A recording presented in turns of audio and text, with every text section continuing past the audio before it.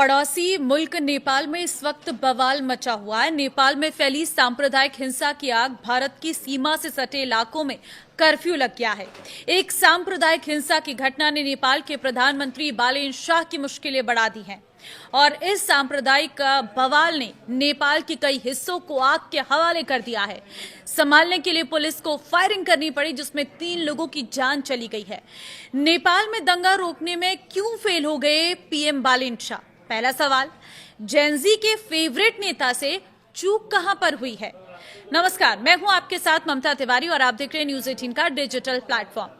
नेपाल के सुनसरी जिले के देवानगंज से शुरू हुई सांप्रदायिक हिंसा अब राजनीतिक संकट का रूप लेती दिख रही है। हिंसा में पुलिस फायरिंग के दौरान 3 लोगों की मौत के बाद प्रधानमंत्री बालेन्द्र शाह और गृह मंत्री सुदान गुरुंग को जवाब देते नहीं बन रहा है। दोनों की भूमिका पर सवाल उठ रहे हैं। तनाव अभी भी है, जिस कारण कई इलाकों में कर्फ्यू लगा है। एक्सपर्ट्स, मानवाधिकार कार्यकर्ताओं और विपक्षी नेताओं का आरोप है कि अगर सरकार ने शुरुआत में ही राजनीतिक स्तर पर हस्तक्षेप किया होता तो हालत इतने नहीं बिगड़ते। काठमांडू पोस्ट के रिपोर्ट के मुताबिक हिंसा की शुरुआत 2 समुदाय के बीच हुए विवाद से हुई है। असल कारण विवाद का कांवड़ यात्रा के दौरान डीजे बजाने को रहा है।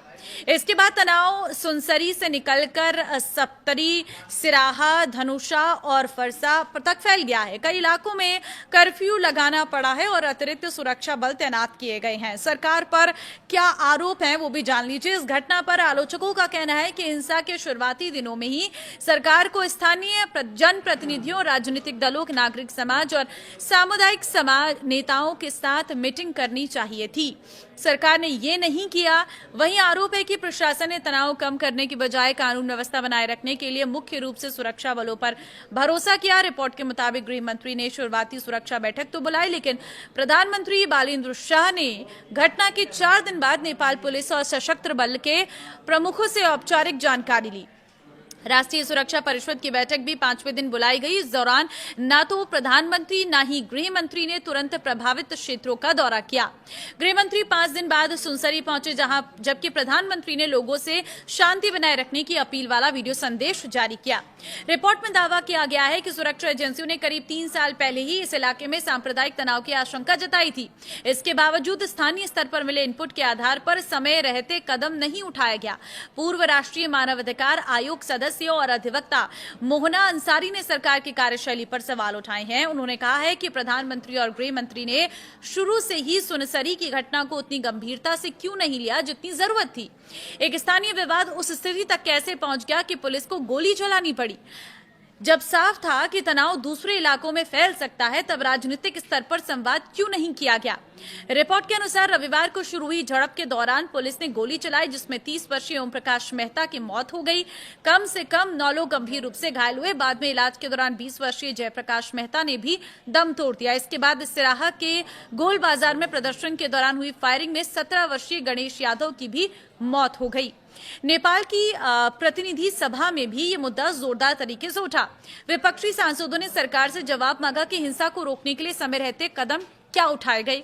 पूर्व प्रधानमंत्री पुष्प कमल दहल ने संसद में कहा कि सुनसरी, मोरंग और अन्य इलाकों की स्थिति को संवाद और संयोग से सुलझाया जाना चाहिए। समाज को बांटने की कोशिश करने वालों के खिलाफ लोगों को एकजुट रहना होगा। आखिरकार सर्वदलीय बैठक बुलाई गई, लेकिन इसकी पहल प्रधानमंत्री को करनी चाहिए थी। प्रधानमंत्री और गृह मंत्री दोनों की गैर मौजूदगी बेहद चिंताजनक है। रिपोर्ट के मुताबिक हिंसा के बाद सोशल मीडिया पर कथित भड़काऊ कंटेंट फैलने से हालात और बिगड़े। आलोचकों का कहना है कि सुरक्षा एजेंसियां समय रहते ऐसी सामग्री पर रोक लगाने में नाकाम रही। हालांकि नेपाल पुलिस के प्रवक्ता ने कहा है कि पुलिस एआई आधारित तकनीक की मदद से सोशल मीडिया की निगरानी कर रही है और भ्रामक या भड़काऊ कंटेंट फैलाने वालों के खिलाफ कानूनी कार्रवाई की जाएगी। फिलहाल माहौल अभी शांत नहीं हुआ है। अभी भी स्थिति तनावपूर्ण बनी हुई है, जिसका असर यह है कि नेपाल से सटे जो भारत के इलाके हैं वहां पर भी पूरी तरह से कर्फ्यू देखने को मिल रहा है। अब देखना होगा कि कितनी जल्दी इसको लेकर कड़ा कदम उठाया जाता है, क्योंकि इसमें और जाने भी जा सकती हैं। तो देखिए, पड़ोसी मुल्क में इस तरह की स्थितियां देखने को मिल रही हैं। बालेन्द्र शाह, जिसे चुनकर जनता ही लाई है, जिनको प्यार मिला जनता का, जिनको भरोसा मिला जनता का और जिन्हें एक बहुत बड़ी जिम्मेदारी बहुत कम समय में दी गई है, अब बालेन्द्र शाह के सामने ये एक बहुत बड़ी चुनौती है। इस चुनौती को वो कैसे पार पा पाते हैं, इस पर सभी की नजरें रहने वाली है। लेकिन कहीं ना कहीं हिंसाओं से नेपाल का ये नाता पुराना नजर आता है। इससे पहले भी ऐसी छुटपुट घटनाओं ने सरकार को हिला दिया था। इस बार अब देखना होगा कैसे शांति बहाल होती है। फिलहाल अगर आप नेपाल से वीडियो देख रहे हैं तो आप जरूर बताएं कि वहां पर क्या स्थितियां हैं। नमस्कार।